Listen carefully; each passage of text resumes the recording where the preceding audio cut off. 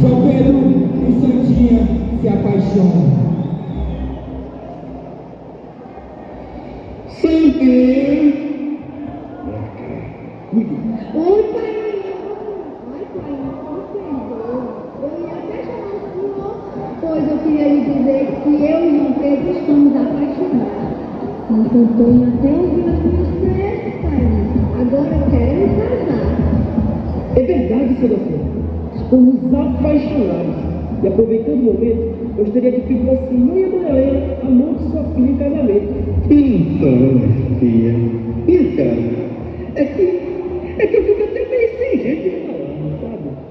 Oxe, pai, o que foi? Sabe, meu filho,